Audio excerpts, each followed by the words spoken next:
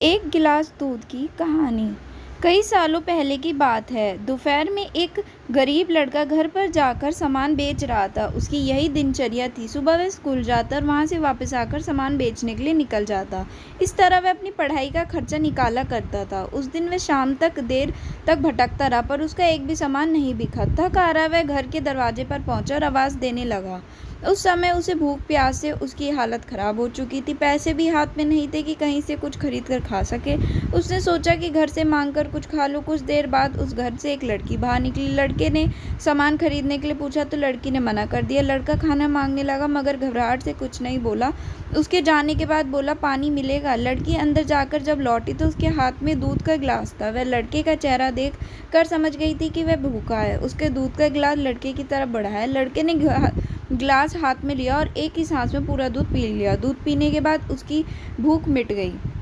फिर बोली, पैसे क्यों लूंगी मैं तुमसे? भलाई के लिए कोई पैसे लेता है? लड़के के हाथ से गिलास लेकर अंदर चली। लड़का वहां से चला गया तो ईश्वर के प्रति उसका विश्वास बढ़ गया। उसे लगने लगा कि दुनिया में अब इंसानियत बाकी है। उसे इस घटना से अच्छा इंसान की प्रेरणा मिली। कई साल बीत गए। जिस लड़की ने उसे दूध का गिलास दिया था वह एक दिन बीमार पड़ गई। उसे शहर के अस्पताल में भर्ती कराया गया। उसकी हालत बिगड़ती रही। तभी डॉक्टर हर्बर्ट केली को बुलाया गया। डॉक्टर हर्बर्ट केली जब हॉस्पिटल पहुंचे तो उस लड़की को देखा तो एक धुंधली याद उसके जहन में आई। एक लड़की जिसने एक दोपहर में एक गरीब लड़के को दूध का गिलास दिया था। वह लड़का अब बड़ा होकर डॉक्टर बन गया था, डॉक्टर हर्बर्ट केली। उन्होंने इस लड़की को बचाने की भरपूर कोशिश की। उन्होंने उसका ऑपरेशन किया। ऑपरेशन के बाद लड़की की सेहत सुधर गई। कुछ दिनों के बाद पूरी तरह वह ठीक हो गई।